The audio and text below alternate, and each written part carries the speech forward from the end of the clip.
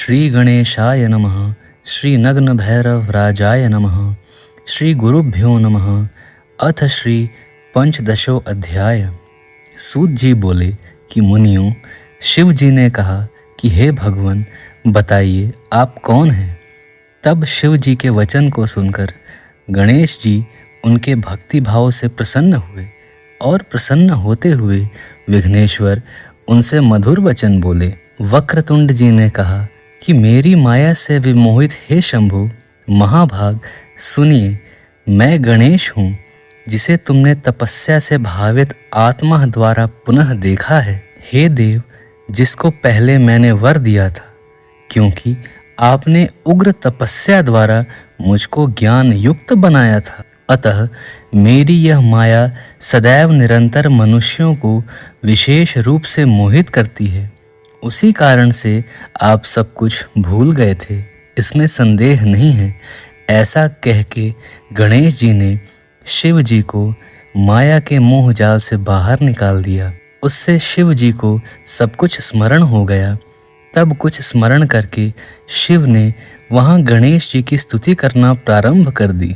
तब तक गणपति का शुभ रूप अंतर्हित हो गया, अर्थात वे अंतर ध्यान हो गए। जब गणेश अंतर ध्यान हो गए, तब वे शंभु आसन पर ध्यान से उनका ही चिंतन करने लगे, तथा जब शंभु ने अपने हृदय में उस रूप को नहीं देखा, तब वे व्याकुल हो गए। फिर विष्णु शिव के पास आए तो शिव ने विष्णु को सब कुछ कह दिया। इस प्रकार पांचों देव गणेश को न देखकर अत्यंत आश्चर्यचकित हो गए और वे सब एक स्थान पर एकत्रित होकर अहंकार त्याग कर स्तुति करने लगे। ब्रह्मा, विष्णु, महेश, सूर्य और शक्ति, इन पांचों देवों ने श्री गणेश की स्तुति करके कहा कि आप वक्रतुंड के लिए नमस्कार है, आप तीन नेत्र धारण करने वाले के लिए नमस्कार है, चार भुजाओं वाले पाश और अंकुश धारण करने वाले देव आपके लिए नमस्कार है।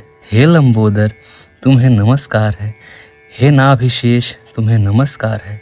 हे एक दंत वाले सूप जैसे कान वाले महान देव, आपको नमस्कार है। सिंदूर से लाल देह वाले, लाल वर्ण को धारण करने वाले, विशाल शरीर वाले, सूक्ष्म शरीर वाले गणेश को नमस्कार है, जो सिद्धि की बुद्धि से युक्त हैं और सभी विभूतियों वाले हैं, तथा जो चिंतामणि को धारण करने वाले हैं एवं जो स्वयं चिंतामणि हैं, ऐसे गणेश को नमस्कार है। पंच देवों ने स्तुति करते हुए कहा कि जो न दिखाई देने वाले हैं, परम ईश्वर हैं तथा परों से भी परे हैं, और जो मन से सोचे नहीं जा सकते तथा वाणी से बताए नहीं जा सकते, ऐसे विघ्नेश्वर गणेश को हम नमस्कार करते हैं। जो अनेकों प्रकार की माया को धारण करने वाले हैं और जो मायावियों को भी मोहित करने वाले हैं, ऐसे हेरम आपको नमस्कार है, और ब्रह्माओं के स्वामी के लिए नमस्कार है। पंचदेवों ने कहा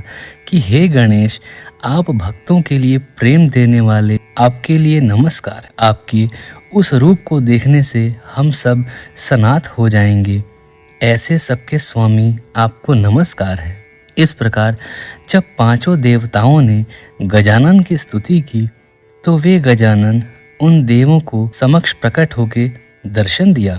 उनको देखकर पांचों देव भक्ति भाव से दंड की भांति उनके सामने नतमस्तक हो गए। नतमस्तक हुए उन पांचों देवों को स्वयं उठाकर गणेश जी ने यह वचन बोले, आपकी स्तुति से मैं भाव विभोर हो गया हूँ, इसमें कोई संदेह नहीं है। हे देवों, जो मनुष्य इस स्तोत्र को पढ़ेगा वह मेरे लिए मान्य होगा और मैं उसकी समस्त इच्छाओं को पूर्ण करूँगा। अंत में वह मुझ में विलीन हो जाएगा। हे देवों, मेरे रम्य वचन को सुनो।